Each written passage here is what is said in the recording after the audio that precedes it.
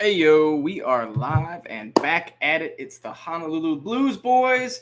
Hey, what up, Joey? Two times I see you popping in bright and early. Appreciate it, my guy. We're the Honolulu Blues. Me, Nick, Adam, and Julius. Didn't need to say my name there, but I did. So we got a great episode for you today. Detroit has turned into Dubtroit, as I said earlier on Twitter. We were just getting major wins today. It felt like, I don't know. It felt like today something was going on. The tides were turning, the stars were aligning. I don't know, but we'll definitely be getting into the 2024 draft and Hard Knocks, of course. That two big news things we got. But all in all, Nick, I see you're repping the Red Wings jersey. So I'm not really following the Red Wings at all. Are we going to make the playoffs, or what's it looking like? No, No. I knew a moment we were close, approaching that wild card spot, but yeah. Ultimately, I think we're like 20 points out with 7, 8, 9 games to go. We've actually been getting our asses whooped. Excuse my French. Yeah, we just lost 11-2 to the Penguins. Yeah. And that's not even the first time. Like Jeff Blashill lost like 10-6 or whatever it was. Yeah. 10-5. No, someone else. I swear, someone else beat us. They put up teams. Like I swear, it was like 13-2. Probably, yeah. It was, and this is why I've been saying for the last 7 years, Jeff Blashill he's a great scouting coach. He really is. He was a great Grand Rapids Griffins coach, right? He won a championship with them. He's a good coach. He is a good coach. I just don't think he is NHL caliber head coach. So I'm all on the board of getting rid of him. Trust in Yzerman. I think he's still letting Blashill develop these guys, and he's about to bring in the Scotty Bowman-esque of the 90s in this upcoming year, and we're about to start wrecking some havoc on the NHL. So they aren't in the playoff time this year, but next year, we're going to be in it. Hey, theory, man. Yzerman. Because I remember a couple years ago, Blashill got that random-ass extension, and he got paid a decent extension. And everyone's like, what the hell is this? Well, now we're in line for some prime picking. So maybe not prime picking, but not if we had a competent or good coach, that maybe gets us a wild card spot, we get bounced right away as opposed to, top 10 picks. So maybe Yzerman does something with it, goes out, gets a primetime head coach, and boom, bada bing, Red Wings make 23 straight playoffs again. We're 25. Rock and 25? That's right. All right. What am I thinking? 23? That's way too 23. Low. Come on. Julius, what is going on, my man? Repping the DeAndre Swift jersey because I can only assume you're excited to see our boy on Hard Knocks, right? I'm so hyped for Hard Knocks. I'm telling you, I've been waiting my whole life to watch the Lions on national television with the rest of America. I was super hyped to hear the news.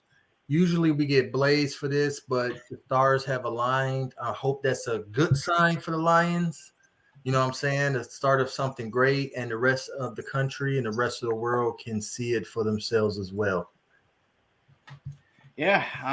Hopefully, we can definitely show people that Detroit isn't just like a chilly, freezing death town of, shooting and gunfights and, all sorts of violence and crime, because there's actually some good stuff around there. And then, right across the bay, you got our good old friends, Canada. So as long as you stay right in the centralized location of downtown Detroit and do not get brave and try to wander off too much. Stay right in that centralized location. You're gonna have a good time. It's gonna be fun. It's right in Campus Martius. It's gonna be a good time.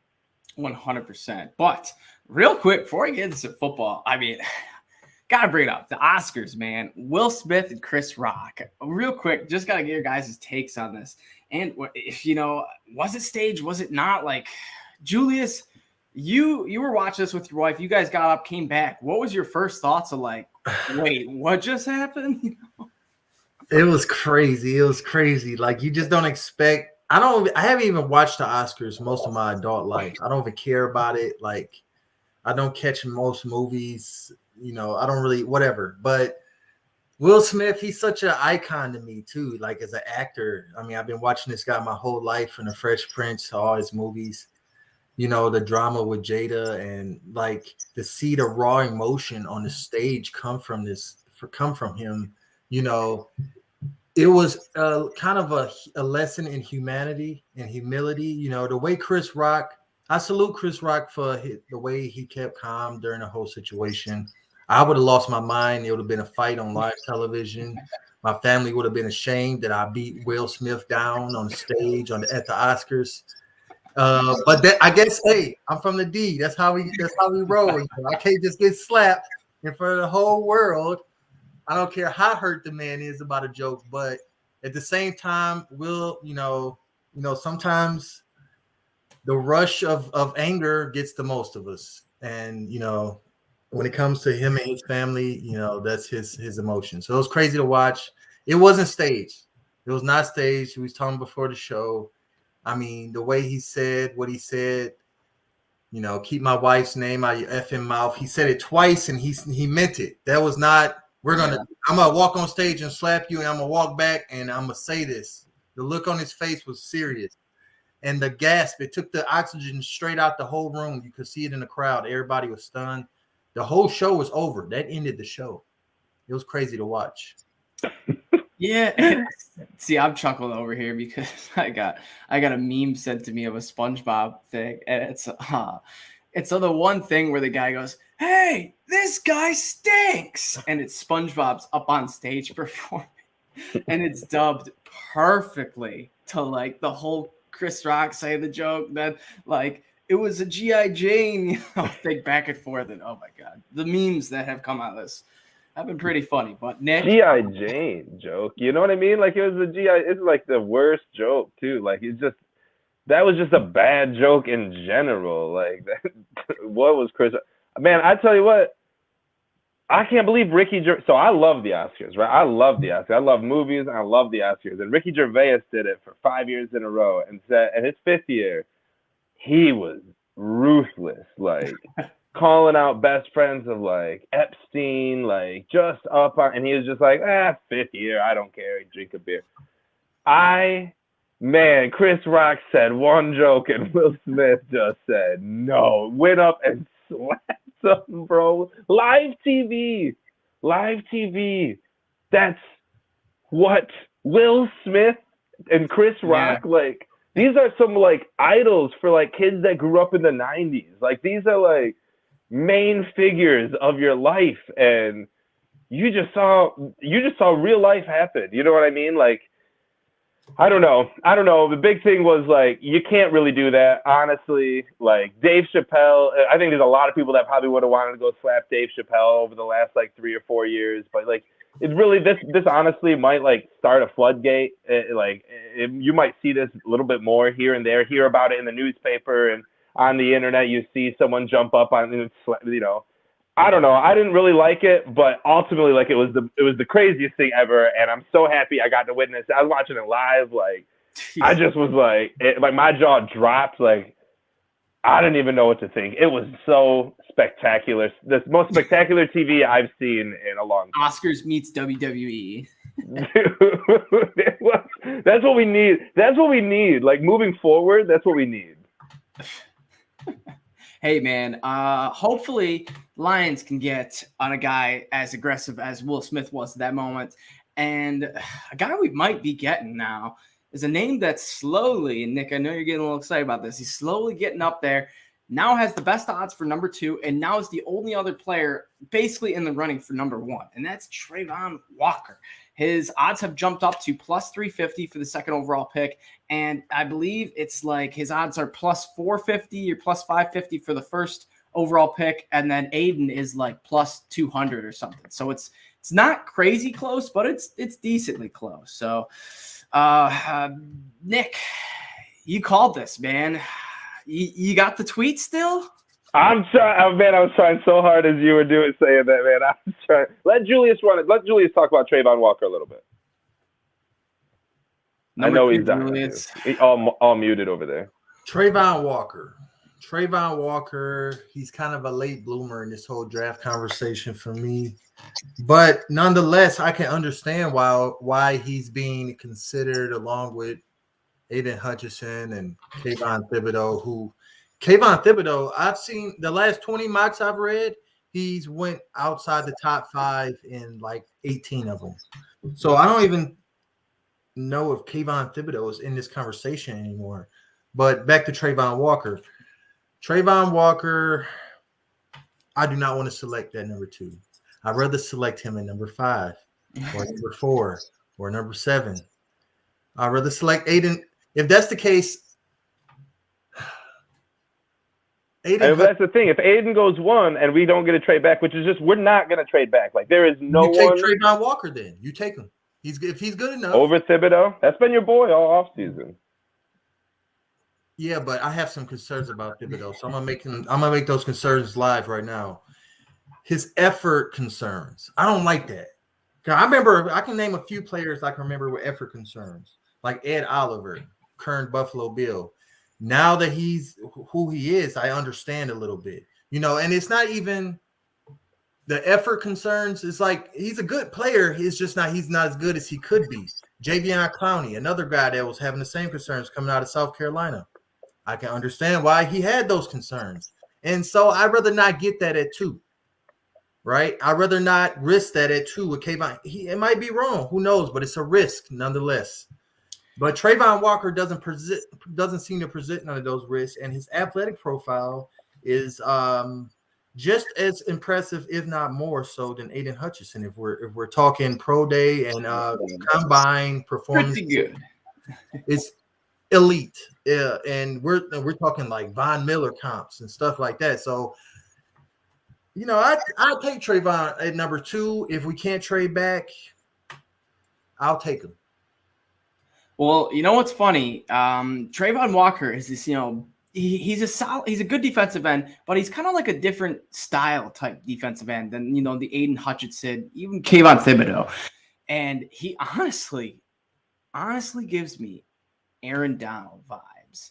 And Brad Holmes was in on that draft pick. So it wouldn't shock me if he went number 2. It's really pointing towards it as of now. He's, it's still murky. I believe Kyle Hamilton is plus 450, which is the second best odds for number 2. And then Malik Willis is the third best odds for number 2. So all in all, I like what you said, Julius. Kayvon might be the dude, but we've seen this story before. And it's like, we don't want to take any risk at 2. And this could be the same with Malik Willis too. If Brad Holmes isn't 100% sure on him, I think you take Trayvon Walker. This surefire, what you're getting type guy. Trayvon Walker he's not going to be the Aiden Hutchins. He's not going to come out and in year 1 get you maybe even double-digit sacks, right? He's a work in progress as well. So March 10th, 18 days ago, my gosh, it seems like 2 months ago I sent it out, but I guess it was just 18 days ago. But still, 18 days ago, I said if Aiden Hutchinson was going to go first, Trayvon Walker will 100% be in the mix for the number 2 pick. Okay? And this has been something that's been gaining momentum since the combine. The thing that scares me a little bit, I love this Georgia defense, and I love a lot of guys coming out of this Georgia defense.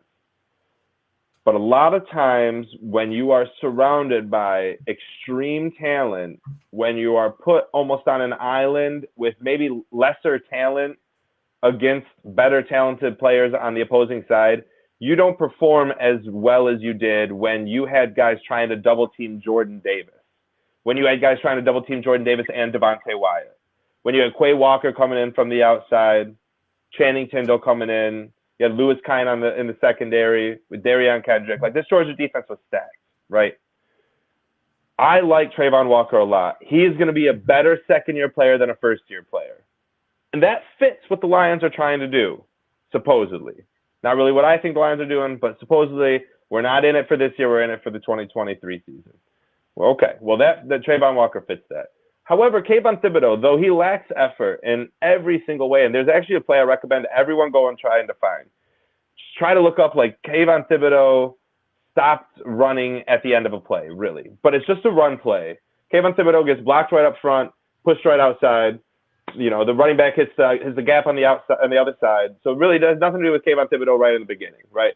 Well, this guy gets tackled, or he's being held up by 3 or 4 or 5 Oregon guys, and he's plowing him. He's LeGarrette Blunt'ing them. He's just walking them. You know what I mean? Yard after yard after yard.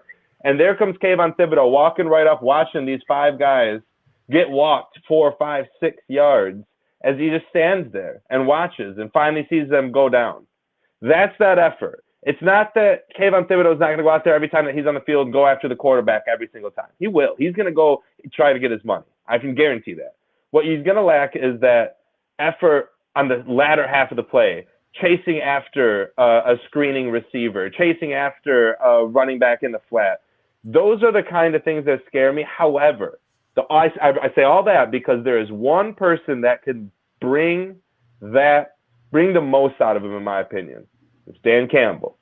And if Brad Holmes is like, listen, we're going to draft him based on talent, raw talent, that he doesn't have to be surrounded by a team full of amazing players to be one of the most successful players and at one point the number 1 overall pick. He doesn't need that. So let's draft him. And if there is any effort, if there's any effort problems that we see, I trust the way that Dan Campbell and Aaron Glenn would address them. And I truly think after all this fluctuating, if Malik Willis isn't the guy, I want Kayvon Thibodeau it too.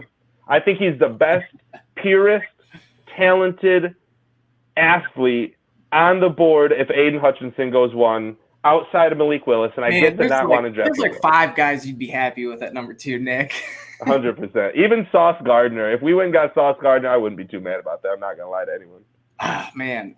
And it's weird how this draft has really, like, the last probably 2 weeks, like just 2 weeks, with the Chiefs trade, the Adams trade. Now the Chiefs and Packers are up in, the top, I believe, 15 with, wide receiver needs. So it's going to lead to a point of the Lions. We might be getting a solid defensive prospect at pick 32 or 34, as opposed to a solid wide receiver like we were thinking. So I wonder if Brad Holmes and Dan Campbell are thinking like that, thinking, these Packers, Chiefs, whoever, they're going to take wide receivers. Someone's going to fall. If it's him, or him, someone's going to fall. Let's take whoever at 2. So I'll be curious to see how that impacts their draft style. The Lions most definitely should do BPA at number 2, best player available. Yes, yeah. It should not be drafting Kyle Hamilton, in my opinion, to fill a safety hole. I'm sorry. That's kind of dirty, too, if you think of it as an innuendo. But whatever. I don't like safety, too. Kyle Hamilton's the one guy I can't get behind it, too. I cannot get behind paying the 19th highest paid safety in the NFL. There's only 2 safeties that come to mind that have been, like, generational. Absolute. Maybe not 2. Probably, like, 5. And it's, like, Ed Reed, Troy Polamalu, Ronnie Lott, Brian Earl Dawkins, Thomas. Maybe, Earl Thomas. But it's you think he's on the fringe? Oh, Earl Thomas was legendary. He was, but he did have a nice Glover Quinn. Andre Diggs. Hey man, if you guys are gonna keep bringing up these old former Lions, let's bring up our old boy Jared Davis, because he's back. Lions went out and brought back Jared Davis, and it might leave you guys head scratching. It might leave you confused, because this was a guy we opted out not to, take his 5th year on. But this was a whole different regime that did like this guy. So it's interesting because Bob Quinn made the pick, Matt Patricia developed him, and then they decided together to not keep him. So I would not be shocked at all if Brad Holmes and Dan Campbell and Aaron Glenn turn this guy into, maybe not a good player, but just a role player, a solid guy that can compete for a starting job with Derek Barnes and Chris Board. So I like it. We've always known that Jared Davis is an athletic beast. He still has that athleticism.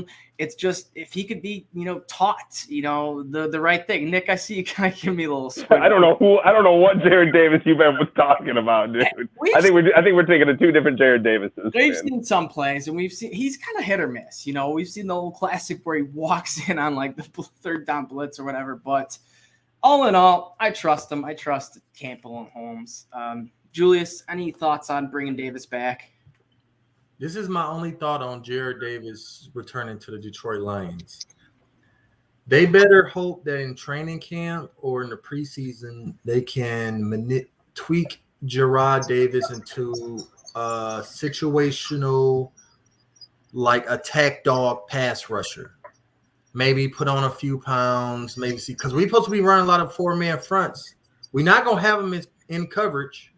He's a straight, athletic, there we go, Travis, downhill hitter. That's what he's good at.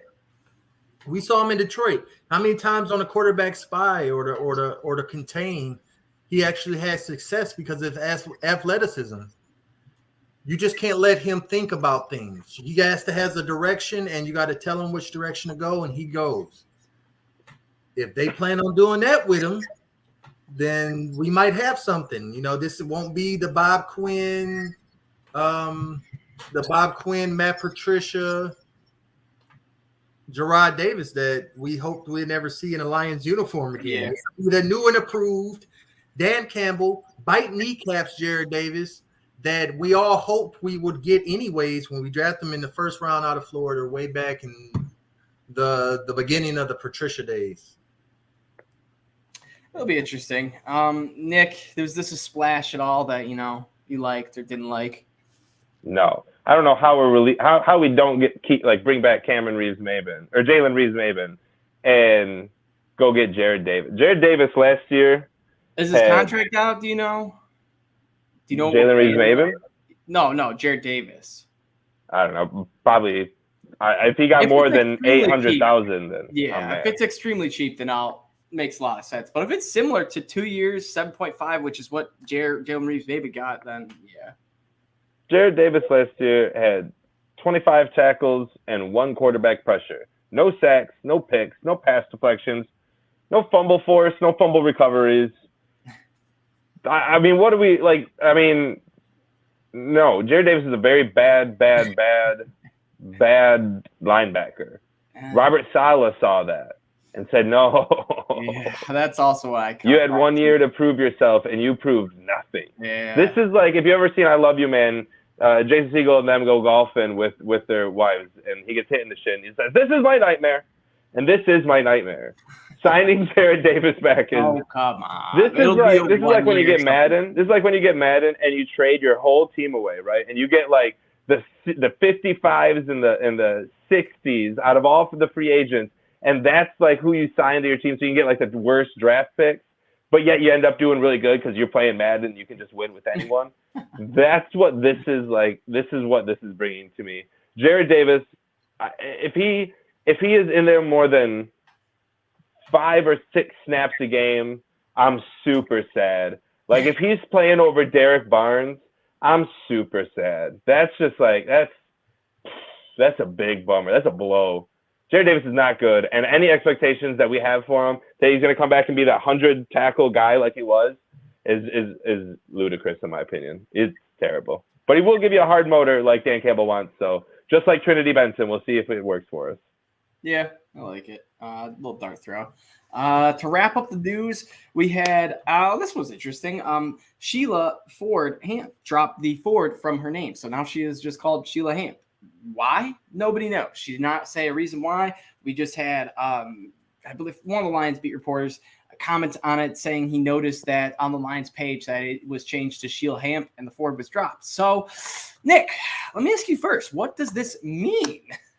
Immediately, it makes me think of when Michael Scott talks to Jan Levison Gould in season 1 of The Office, and she goes, "No more Gould," and he goes, "What happened?" And that's immediately what I'm thinking of. This also means this is the end of the curse, right? The Lions have been cursed by the Fords. Ford bought the team the same day JFK dies, right? It's been cursed since day one. She understood that. She gets it.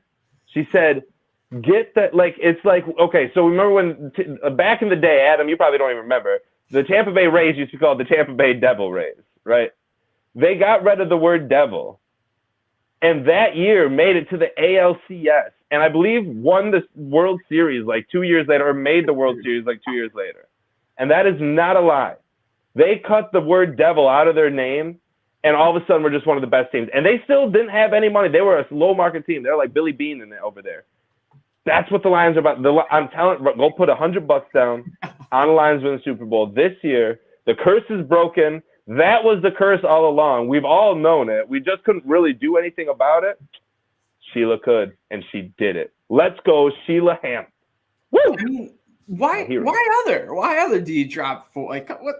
And then don't say anything about it. Because you're not obviously going to say, oh, I did this to break a curse. You know, you'll look like a crazy person. So, but us Lions fans, we understand. So if she would have said that, we'd understand. But the media would have not. So interesting. I like it. I think that could be the case. Julius, you got any other speculations? I don't have any other speculations. I mean, I looked up her legal name, still Sheila Ford Hamp. She's still, married to the same person. She's still blooded to the Ford family in the same way. I don't know what this means. I mean, they play at Ford Field. They're sponsored by the Ford product, which is one of the biggest brands on earth. The Lions and Ford are synonymous together. Yes, sir.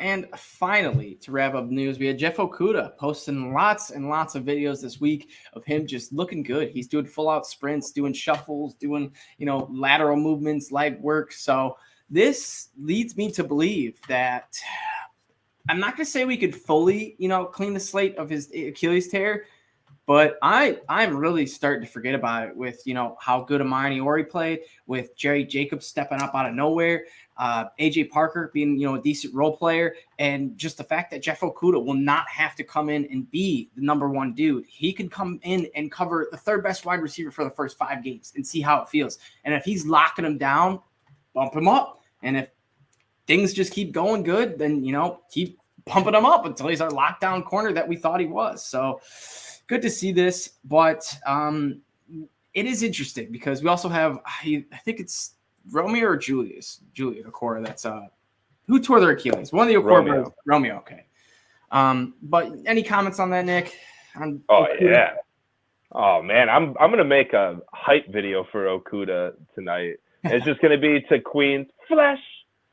Na-na. And it's just going to be him sprinting down. Dude, he looks like, at one point he posted a video, he looked just like Forrest Gump breaking out of the freaking leg things. It was pretty funny. He was standing straight up running out, but I mean, the dude was flying. This is exciting. Honestly, if he wants to get back to regular speed, it would be amazing to let him go play that slot, play that nickel. Let him guard them slots and then let Amani, Jacobs, or Iffy play that outside. And that would be so shut down, in my opinion. And that slot can transfer, if there's no slot receiver, to the tight end if we're playing big guys, because we know Okudah will tackle anybody. Anybody. Rob Gronk running straight at him. Okudah's like, let's go. He's waving them in. He wants them. I love that about Okudah. It's one of my favorite things. So I'm so excited for Okudah. This is the year. This is make or break. And I don't need him to be all-pro, all-star. I'm over that idea. Now I just need what Jerry Jacobs was last year. Very good. You know what I mean? Not great, but very good. If I get that out of Okudah, I'm so happy. Dude, our defense, this is why I don't think cornerback needs to be drafted. And we went out and signed, what's his name from what's his team? Let's go. Mike Hughes from KC, I think it was. Actually. But yeah. Was it? Okay. KC, well, anyways. Vikings to KC, yeah. Oh, 10-4. Okay. Anyways. I love our cornerback position. I think it's sneaky depth. AJ Parker, can't forget about him. Great. Great to see Okudah just playing or running well. That's step number uno. Numero uno. It's the comeback story we need. Am I right, Julius? You're right. It is the comeback story the Lions desperately need. Jeff Okudah, I mean, that third pick is so valuable. People don't understand. That's like the number 2 pick we got right now. That's how are we feeling about that? That's how we felt about that pick too. I mean, we need something to come of this. Jeff Okudah looks like he's going to return with some sort of semblance of athleticism. I'm just hoping that his mental, which seemed sort of broken before with Patricia in his rookie year, the way he was kind of thrown to the wolves. I just hope that that's mended with this new resurgence with Dan Campbell and Aaron Glenn and Aubrey Pleasant and Detroit again. So, I mean, I'm excited in that regard, just like you, Nick. Yeah, definitely. But let's jump into it. Hard Knocks. The Lions are hosting Boys, this is, I mean, you could say what you want. Oh, no, this is going to hurt the season. Oh, no, we don't want cameras on our team. But how cool is it going to be to see the Detroit Lions, along with all of national TV, watching our boys, seeing our team, seeing, swaggy Jamal Williams, seeing, Panay Sewell, Hawkinson, all these guys. It's going to be a blast. And as a guy who loves Hard Knocks each week, or each year, just to see, whatever team is on, to get the Lions, oh, man, this is going to be so great. So, Nick, let me kick it off with you. Who are your top 3 guys that you're like, oh, baby, I cannot wait to see him on TV? So number one, first and foremost, I'm just not saying Jared Goff. We've seen him twice on Hard Knocks, and he's going to be very quiet. He'll make 1 or 2 jokes. He's terrible, dude. He's so I kind of one of the reasons why I'm not a big believer in him is because I just don't like I don't know. Anyways, it's not him. Numero uno, we'll keep going with, dude, Jamal Williams. Tell me he's going to get a TV show, a YouTube show from Hard Knocks. He is going to be everything that Hard Knocks wants. He's going to be great with the fans. He's going to be great during games, loud, vocal. He's going to be very vocal during practices, and off the field, he's going to be number 1. My number 2 guy is going to be the most sneaky of them. I think we're not going to see a lot of behind the scenes with him or anything like that, at his home. But I think we're going to get some of the best sound bites. You know how Hard Knocks always ends their show with some of the guys just standing there and the little sound. I think TJ Hawkinson will have some George Kittle-esque sound bites throughout the show. And they're going to be hilarious. And we're just going to be rolling. Number 3, I don't want to take the low-hanging fruit with Dan Campbell because we all know Dan Campbell's going to just, put us through the ringer. We're going to be on the ground rolling with him. So I'll let you guys take that low-hanging fruit. My 3rd guy that I want to bring in, Michael Brockers. I think Michael Brockers is going to be someone that's just going to be big, funny, loud, and dancing and really having a good time. I got a good story about Michael Brockers. He was dancing on week 17 Packers game. It was halftime, or maybe they just cut timeout or whatever. But they were playing, I forget what song it was, but it was a Megan Thee Stallion song. And he was just vibing and dancing. And then finally Nick Williams started to join in. They were just vibing and dancing. I was like, these guys are just having fun. This is awesome. And so, yeah, Brockers, I did not think about him, but he would definitely be a good one. My top 3, I got to go number 1, Nick. I'm right with you. Jamal Williams. We've seen so many little clips of him and media day and just little interviews. And you just know this guy's he's going to be fun and great with the fans. My number 2 is going to be Jerry Jacobs. Just seeing what he's like on Twitter and just how much he loves and appreciate the fans. I know he'll be just not a loud guy in a bad way, but he'll be making tons of plays, having fun. You'll be hearing him mic'd up. I just got a good feeling about him. And then finally, I think we're going to see Panay Sewell give off that friendly, funny Hawaiian vibe where he's just that big, hello, brother, and just that big badass type dude that make a couple jokes here and there, but he's going to be something to watch. Yeah, Joey, he should be interesting. And not a lot of people know, I guess, a lot about him because you don't really get a lot of spotlight when you're on the offensive line. So he did when he was in the draft, his draft stock was going through the roof. But all in all, we haven't seen a whole lot of Panay Sewell. Probably the coolest thing was when he went toe-to-toe with Aaron Donald. And that's how I know he's a badass. So, Julius, who are your top 3 Hard Knock players you're ready to see this year? All right. I love all you guys' selections for this. I thought long and hard. It took me 30 minutes of thinking because there's so many guys. But I'm going to go from 3 to 1. But first, I'm going to start an honorable mention, Jared Goff, okay? Because, first of all, let me just say I look forward just as much to the entertainment factor of this as I do the results on the field. I want to see who I like reading reports about who killing it in training camp and who's ahead of who. And, but I want to see it with my own eyes, too. So I look forward to that. So Jared Goff, he's competing for his livelihood as a quarterback in the NFL, maybe one last time. So that's interesting. Just honorable mention. But number 3, I agree with you, Adam. I'm going with Penei Sewell because he's the new voice of this team. He was drafted to be the pillar of what Dan Campbell and Brad Holmes want the Lions to be. And I'm really interested to see what his role shapes up to be in his second year on Hard Knocks. Number 2 is whoever the Lions pick is at number 2 in the draft. Great answer. That's what I was going to bring up. I was about to bring up that before you get to 3, Julius, or 1. I was going to say, what if we draft Malik Willis or Aiden Hutchinson? Those are the 2 guys that exactly. Oh, man. And you want to see either one of those guys on Hard Knocks come August. So that's my pick for number 2 is whoever that first draft pick is. And number 1 is my unquestioned face of the franchise at the moment, and it's Dan Campbell.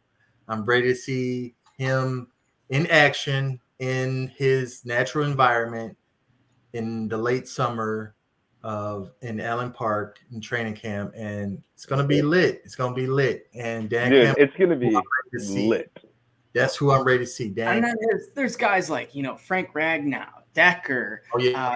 And then guys we just don't really know anything about, like Swift, Amon Ra. I mean, we know a little bit about Amon Ra because he's had a couple appearances, and he's going to be a fun one to see too. Yeah, it's going to be awesome, man. It's going to be fun to see like what Aleem McNeil is like, how the secondary is like.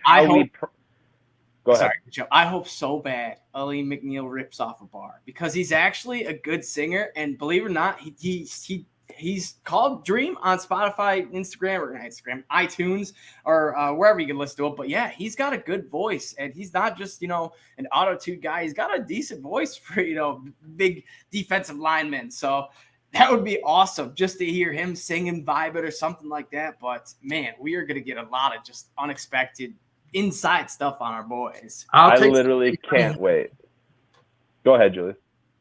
No, I say I take some Cade Cunningham. I see the comment right there from Don. Some Cade Cunningham, some Eminem.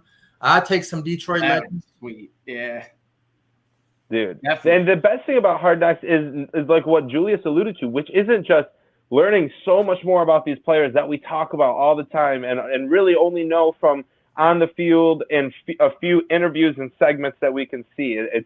It's such a behind the scenes, close, personal look at these players. It's amazing, but it's not just that. It's an up close and as close as you can get look at the plays and the practices and the way people are playing and the speed and all of this stuff. Like that's going to be so fun to see how Brad Holmes handles cuts, how Dan Campbell handles his practices. Like what goes on, dude? Over or under, is Frank Ragnow fishing going to be the way that this opens up? You know what I mean? Like, I bet that's how Hard Knocks just like Detroit, sky it, and then all of a sudden it's going to be just Frank Ragnow fishing. Bro, that's perfect. That's just how it's going to start. It's going to be like, welcome to Detroit. And boom. Yeah, you know how they do like that? Like a crazy football team. But at the end of the day, Frank Ragnow just likes to relax. And it cuts to him just sitting on a boat with like another Lions player or something, and they're just like drinking a beer. Him and Taylor Decker just drinking a beer, like busting with the boys, just enjoying. It's gonna be great. And then Travis said Jack Fox. That's gonna be a good one too. He's a funny guy. He's a good personality. I don't know exactly what type of personality he is, but all in all, just to see some of his tweets, I know he's got a sense of humor, so I'm excited for it. They'll give him a segment for sure. For sure. All right, who's going to be – we all know that Jamal Williams, he's a funny guy. We all know Ragnow's funny. Hawkinson's funny.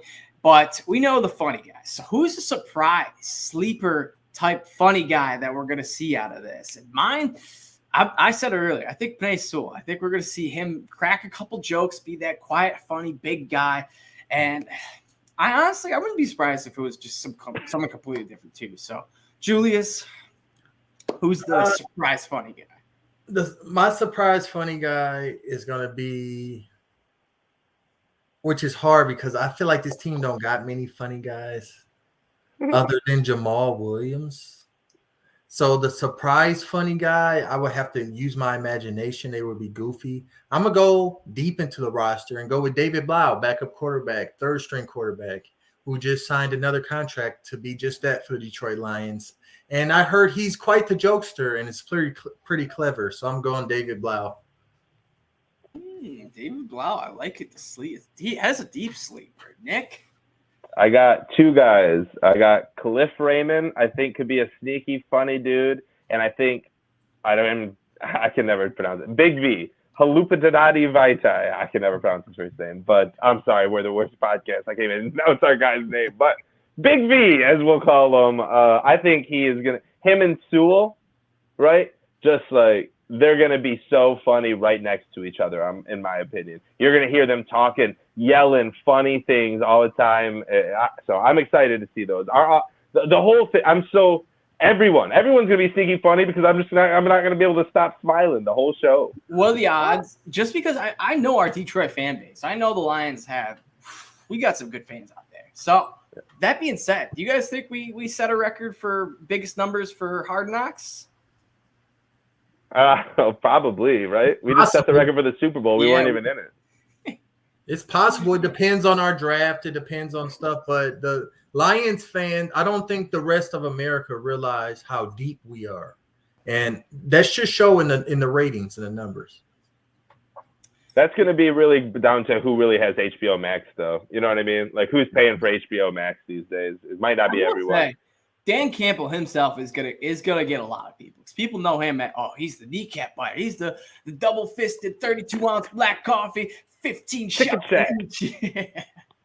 He's that dude. I want to see him. So I think we'll see at least a few. It's that debut episode. I'm sure we'll spike. But, dude, I'm pretty sure at one point you said we don't have any turds on this team. Like, when you got a mouth like that, dude, DC's he's headlining the show, dude. He is headlining the show. Everyone else is far number two. It is the Dan Campbell and the Detroit Lions on Hard Knocks this year. Guaranteed. And then also we're gonna get like Okora brothers chemistry. Like, is there are they gonna say something at the same time, or have that brotherly instinct where we see them do they're in the locker room and they both tie their shoe at the same time or something like that. We're like, oh wait, they got that. They're bringing the Okora family all of them in for one of the episodes for sure. You know what I mean? Oh yeah, and then Joey bringing up our new boy DJ Chark. That'll be interesting to see too. So he said he liked Detroit. He talked to Agnew, talked to Marvin Jones, probably talked to Bevel too, and they all had high praise for Detroit. They all just kind of hate on Matt Patricia and said, hey, he's gone. It's good to go there. So Chark. That'll be a good one too. Tracy Walker as well. He's a big leader. We saw that. I don't know if it was an interview or that media day conference or whatever he had. But after he came back to Detroit, he had that little press conference and just said, Detroit's the place, man. Like, how could I not want to come back here? My agent gave me 4 options, and I said, F it, run it back to Detroit. I'm coming back. So when you got that mentality for the Detroit Lions, you're going to be great on camera. Face of the franchise, Dan Campbell. Go ahead. We literally did Hard Knocks, and Ryan Matthews, our guest last week, called on Twitter today. We accepted Hard Knocks because no team wants to do Hard Knocks. Like, no team wants to do it. There is never a team that's willingly pick me, bring cameras into my training facility as I try to get my team ready with this curse and all this. No team wants it. But we did that so we could earn the 2024 draft. That's true. And real quick before we get to that, do you guys think, Nick, you just mentioned this, no teams, they want the media bringing in, they don't want cameras, they don't want anything extra given, so the Lions, 3.5 win team, 2.5 win team last year. And we do have an easy schedule, but Julius, is this enough to be like, oh man, this could maybe cost us one. I don't know. Someone might get something out of this. Or do you think F it, I just want to see our boys. I don't care. I want to see this team. F it, I don't care. I want to see it.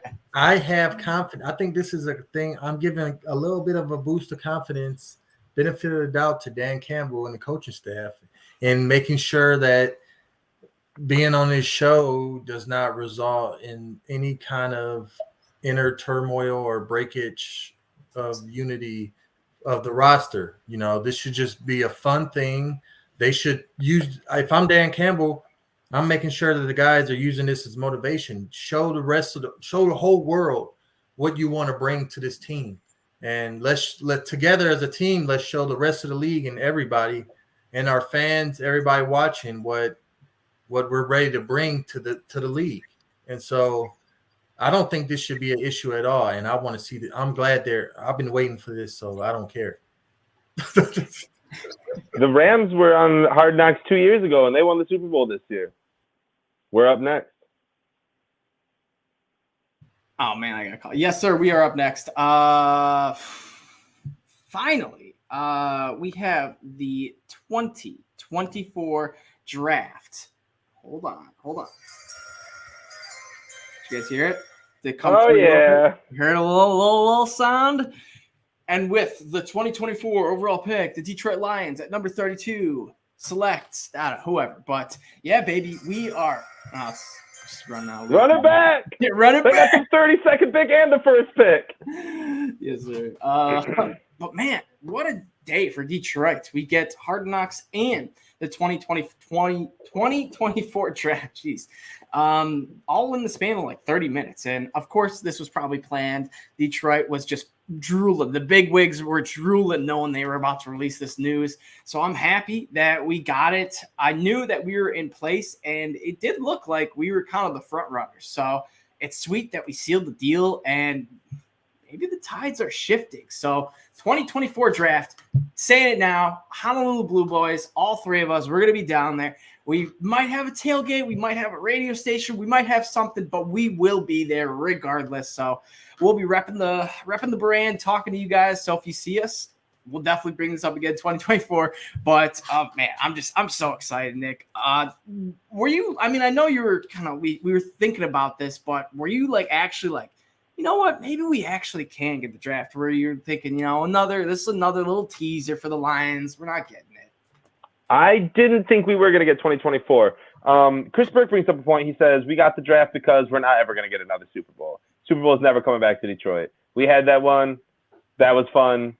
Don't ever expect it again. But here's a draft. All right, I'll take it because the draft can be a lot of fun. And the draft is like 3 or 4 days. But the Super Bowl is it's like a week long, but it's, it's one day. I don't know. So I'll take second place, and that's the draft. The draft will be a lot of fun in Campus Martius, in Hart Plaza. It's going to be stages everywhere. Just it's going to be so much fun. Radio Row. I have to assume they're going to ask. I mean, we give Brad Holmes so much advice. We have throughout, the course of the last year, realistically, we give him this, we say this stuff and he goes and does it. It makes sense that he would ask us to go, up on stage and as a group really, be able to call out the 32nd draft pick, that year after while holding the Lombardi trophy, because we obviously just won the Super Bowl in 2023, because that's the goal. After hosting Hard Knocks. Malik Willis, Amon-Ra St. Brown, Super Bowl champions. It will be great. It's so good for Detroit too. It's so good for the city. It's tough to bring tourists to Detroit. You have to, there's little niche things, certain things. They even moved the big auto show out of Detroit. So I mean, it's just really good for the city. I'm super excited. I will be there 3 or 4 beers deep by 8 in the morning, and we'll see what happens after that. It'll be a very good time. 2 years from now, put it on your calendar, boys. I'm in. Ooh, Julius, you better be here. Yes, sir. Don makes a great point. He says, the draft's kind of for our common folk people. You don't need $1 million. You don't even need $100. You probably need $20 for parking. That's it. You have some waters, chit chat with the boys. That's all you need. We'll make sure you have a good time. So yeah, Super Bowl, it can be expensive. So the draft, you can get the atmosphere by just, going down there and hopefully, I mean, not even hopefully, knowing the Lions, knowing Michigan and the weather, I guarantee you it's going to be we'll have one day that's 65 and sunny. Then we'll have one day that's 37 and freezing cold. Then we'll have another day that's 52 and cloudy or something. Yeah, so. It will definitely snow on them, give them summer degree. and give them right in the middle. I'm hoping by 2024, the draft has been moved to like May 25th, so we can have just really nice weather for the whole thing. Yeah, that would be cool. That would be cool. Julius, give me some of your thoughts on the draft. My thoughts on the draft, this was just like a double excellence of a day for a Lions fan, because after the Hard Knocks news, I was like, there's no way this gets better. Boom, NFL draft come to Detroit. And like you, Nick, the number one reason I am excited for this is for my native land of Southeast Michigan to receive the attention and the entertainment provided that the NFL draft can provide when it comes to downtown Detroit, the economic impact it can provide. We don't never get this stuff. You're right. I remember the MLB All-Star game, like back in I don't know what it was, 2012. The NBA All-Star game hasn't been in Detroit in a long time. The Super Bowls back in 2002. It never happens here. So Campus Marshes or Hart Plaza, wherever it's going to be deep. And I can promise you, live on air, that Julius Porter will be in attendance with my family, with my boys, Adam and Nick from the Honolulu Blues. We're going to be deep. Downtown Detroit 2024. Cannot wait. Yeah, man. That's going to be so fun. It's going to be a blast. And we honestly, what we should do, starting now, we should come up with some sort of, Lions phrase or word or some sort of Lions game where either each time the Lions do something, maybe each Lions win, we all put like $5 in a cookie jar and then save it up. And then by the time 2024 comes, we'll have $25. That's exactly what I was going to say. I'm kidding. We can buy ourselves a stick of gum. But hey. No, we're winning the Super Bowl this year, boys. I just guaranteed that. Don't worry. The Ford curse. It's gone. No, it's gone. It's gone. So playing 7 rookie head coaches. Oh, let's go. And then, I like that we get, at least a 2 years notice of this draft so we could plan quite a bit. COVID will likely be a thing in the past, but who knows? So I'm pretty sure it is a thing in the past. Yeah. Does anyone is that really still a thing? Right? Ukraine war hit and COVID is gone. No, what is COVID? What is that? I don't know. It was a thing that happened in 2020. Do you know why gas is so high, though? This is not the right show. My bad. Julius is, man, he's like itching to get out his. Let's talk, Julius. Let's talk. Why is the gas so high? Let's talk about this. No. Always fun show with you boys on here. But man, I think that's gonna do it. Next week we'll definitely be ramping up draft talk. We got a lot of movement going on. Mentioned earlier, Trayvon Walker, and I like how it's coming down to either we're getting like a Trayvon or a Kayvon. So one or the other. We're getting a Von, likely, unless it's a Hutch. So, I'll take a Hutch. Names. Yeah, I'll take a Hutch. Starsky and Hutch doesn't sound too bad. Von sounds all right. We'll take him. We've been talking a lot about number 1 draft pick. We'll start diving into like 32, 34, 66. Those draft picks. There's a lot of talent out in this draft. Not just in the first 5 top prospects. That talent goes deep. So we'll be able to talk about all those guys next couple of weeks. We're about 5 weeks away, I think, right? Oh, it's about a month. Approaching fast. It's coming fast. But as always, check us out on Twitter at Honolulu Blues _. Whoa, simmer down there. Breaking news. Breaking news. The Bears are still trash. Still trash. As always. Check us out. Per usual. Julius at the 5th top. Nick at Nick Favorite NFL. Myself at Everyday FFB. As always, give us a like, subscribe, whatever on the podcast. If you're on iTunes, Spotify, or YouTube, or whatever, we love it all. Good, bad comments, doesn't matter. As always, go Lions, baby, and see you guys next week. Go Lions.